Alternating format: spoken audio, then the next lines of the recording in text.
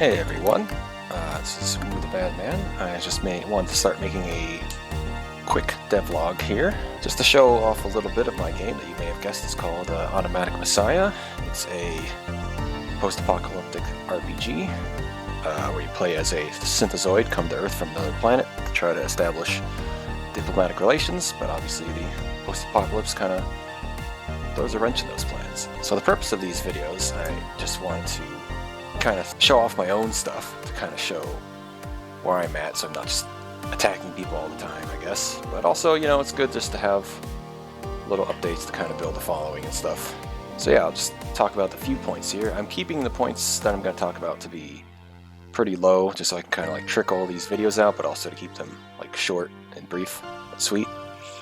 So the first thing I want to talk about here is this background art. You may figure out is AI art. I know it's kind of a controversial thing, but don't worry, it's just for a placeholder. Like eventually I'll have an artist that actually do something. This is just kind of to help establish mood, theme, and because I want to put out a pre-alpha demo showing the game off.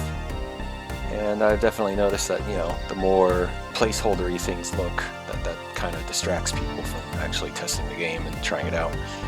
So I'm definitely using what I can to kind of help the tone out. Alright, so let's jump into things here.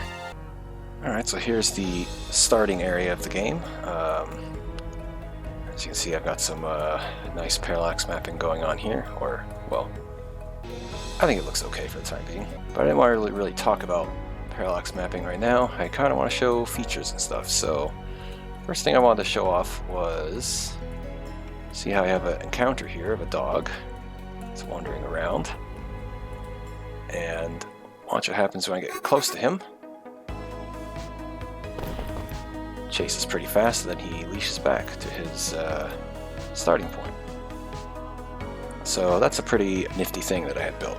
I couldn't use the Yanfly thing. I talked about this during one of the streams. I mentioned for Hate for Heroes that they have some sort of aggro mod. Things are aggroing through walls and stuff.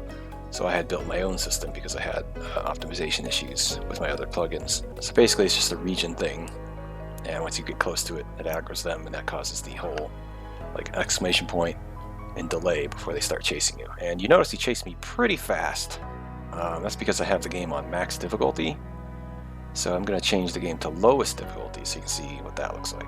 Sorry to edit out the menus there. I have some sort of bug that's causing a lot of lag when I open and close menus, so I want to figure that out before I show off any of that. Alright, so now let's see what this looks like on the easiest difficulty. Yeah, see that? Very easy to escape now.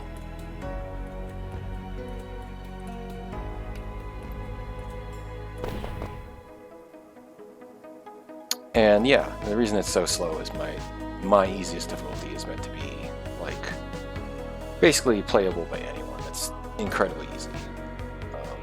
That's just kind of my own feeling about how difficulty should work. Like, if you're gonna have an easy difficulty, just make it extremely easy so that anybody can enjoy your game. Alright, so let's move on to something else. You probably see these packages over here blinking, and that's another thing I was talking about in one of the streams, which is that I did this to kind of denote what things are interactable. This is actually a movement route. This is not an event. And it's also an animation, like, you know, like a skill animation. Because, you know, whenever you have a skill play, you know, you can turn on make target flash. So that's what this is. It's just making the target flash green.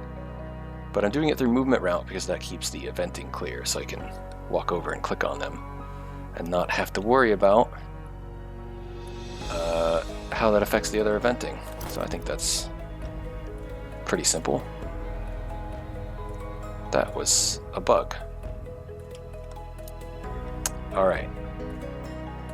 So here's another thing I wanted to show off was this tree here. It's also doing this blinking thing to kind of make the player aware of something in the surrounding area that's different than everything else. And I'll show you what this is. Just a little bit of a cool thing I had made here. This is basically the home base that you have buried under the world there. You know, just a little bit of a flavor thing, kind of give your character something that makes sense for where he's able to go to like get his stuff done. I don't really want to get into that too much right now. That should be for another time. And I think that's basically all I wanted to show off today. Hope you enjoyed checking this out. I'll have more material available soon. I'll be making a demo that's actually playable for people in the near future, hopefully in a couple weeks or so. So I'll see you then.